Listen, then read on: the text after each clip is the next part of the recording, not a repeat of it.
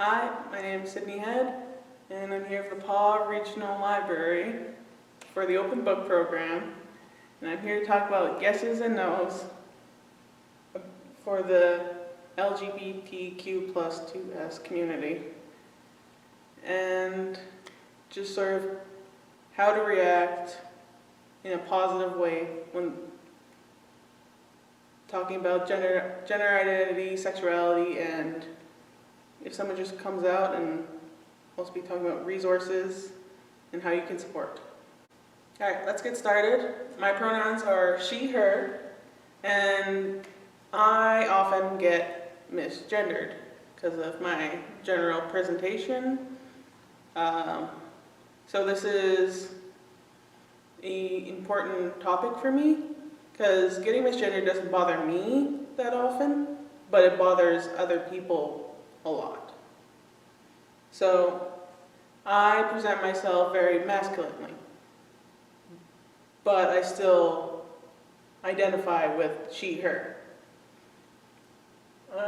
In the 2S LGBTQ plus, I identify with the L. And a lot of lesbians will, let's never say that word, but a lot of lesbians will present themselves in different ways, and there's a really specific kind, butch. A lot of the community uses it. I don't really use it for myself. I am just masculine presenting. So when approaching someone and you want to respectfully ask what they identify as, it's best to go in with no assumptions, use they, them, since they're gender neutral and it's not really misgendering someone in a bad way. It's not like going up to someone and saying he when they identify as she. And they, them is also used for other gender identities,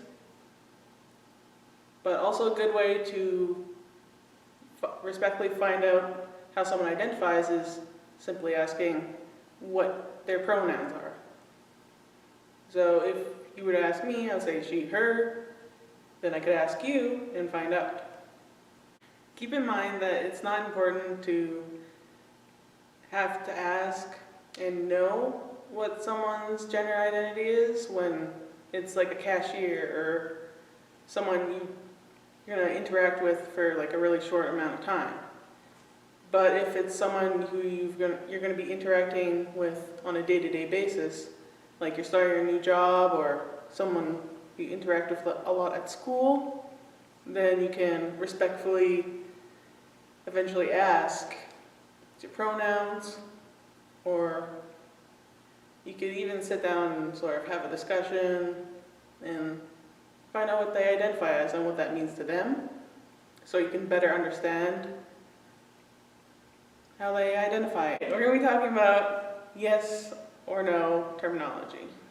So if you don't know how to correctly identify someone, don't say it. It's extremely disrespectful. It's better to just go for a catch-all they or them. And some other yeses and nos. So for transgender people, if they tell you that they're trans, don't say, oh, you look just like a real this or that. That's not cool. But if you're respectful and use the right pronouns, then you're doing everything completely fine. It's not something that you should stress too much about. If you have a couple slip-ups, it's okay as long as you just try and keep on remembering they want to be identified as this, this, this. If you slip every once in a while, they'll usually understand that it could be a bit of a hard transition for you to remember specific little details, but as long as you're trying, that's really what matters. Okay. So, some gender identity specific no's are, for words again, are like the FA, word that is just even uncomfortable to even think of for me, because it just feels so offensive. So using words like that to describe like a gay male, then it's really, that word in specific is extremely harmful, because there's absolutely no reason to say that word. Another no that you shouldn't say and should avoid completely is telling somebody who is questioning that they're going through a phase, or it's something that's gonna easily just be forgotten in a year or two. You don't want to tell someone who's questioning that they're just confused, and it invalidates the journey that they're going on and can be really harmful to how they see themselves. It could make their journey that much longer, because they might think, they're right, maybe I am just confused. Alright, and some more no's is certain terms that are used within the 2S LGBTQ plus community, and there's a lot of terms that used to be derogatory that are being taken back by the community. This sort of empower, but those are still not words that someone who's not part of those communities can really use, because they come from that derogatory background. So there's certain words that I myself feel uncomfortable to use, even though I'm still within those communities, because of that background. So I'm not exactly a person who's taking it back, but I respect that people are taking back these words, because they are harmful words, and it's good to turn these things that used to hurt the community into things to empower themselves. So now we'll talk yeses, and in general, for anyone on the rainbow in this community, is you should just treat them like you treat anyone else, just as another human being that you respect and appreciate. And again, if you're not sure about their certain gender identity, it's best to just use gender neutral pronouns. And I think as long as you just treat them like anyone else, then they'll feel respected and appreciated. But if they're going through a bit of a time, or even just beginning to figure themselves out, they're questioning, then you can, even if you're not a part of the community, you can sort of listen to them, what problems they have, you can help them work things through. You can be a really good ally, helping them find resources and even a group that they can, of like-minded people that they can talk to. And then maybe you can also talk to those people to help learn in tandem with whoever is going through this. And another thing I really want to talk about is etiquette when someone comes out to you. So you don't want to ask them a bunch of questions like, are you sure, this. Things that will invalidate sort of what they just said. Because coming out is a really scary process.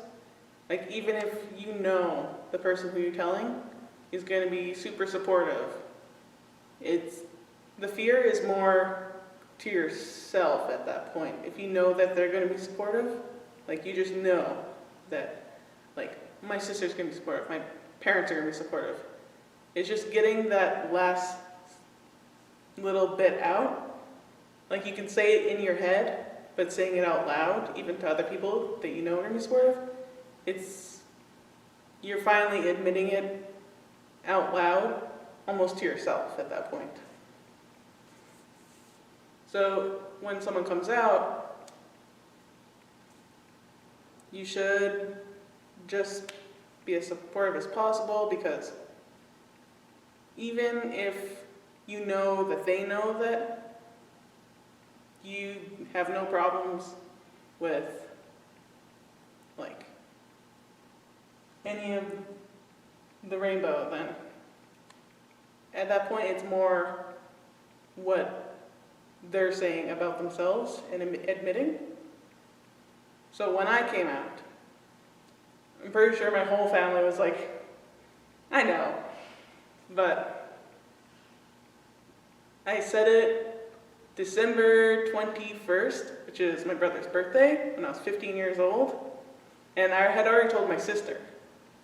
But we were all sitting around eating cake, and I just said it really matter of fact, but I had no plans that day to tell them. It was just like 10 minutes before, and it was just like immediate fear. Like, I know they're going to accept it, but it's just admitting it out loud brings, like, the reality to yourself. So after I told them, their response was very unique but very perfect for my family. It was sort of what you want in response. It wasn't like immediately ask questions, how long have you known, this, like almost an interrogation. It was just something that your mom or your dad would ask you, like, as like a joke, like, so what's your type? And it just threw me off so much. I answered honestly, and now it's sort of like a little in-joke, like, oh, whenever they see like a girl like who looks like this, they'll be like, oh, should we go talk to her? And I'm like, no. It's just perfect embarrassing parent response that just feels so normal. It doesn't make you feel different. Like, it's just parents being embarrassing. They love you no matter what. Yeah. So it just shows that, like someone off camera just said, that they love you no matter what, and it's just normal. As long as you, like, if you react like it's normal, then that's the best response you can really give. Mm-hmm. So if you don't have the response I got to coming out, there's resources and just support throughout the whole community. You'll be able to find someone who feels the same way, I've had the same experiences, and finding those people can feel like better than anything in the world, because it's getting that sort of connection that you just didn't get when you came out. And there's so many online outreach programs or hotlines or resources that you can use to help you through a bad coming out. And you're never alone. You're never alone. I had a great time doing this. Thank you for listening. And there's a couple times where I teared up. It's just a hard topic to talk about sometimes. But thanks. And since this is with the Paul Regional Library, there is a lot of books. There's books that they have for like parents or personal stories. This book, I think, is the most interesting that I've seen here, because it looks like a kid's book and sort of normalizing for kids, sort of that there's other different genders or different people. And if you need some help figuring out sort of who you are, they also have books for that. So they have gender identity and other resources. But thanks again. Keep being you.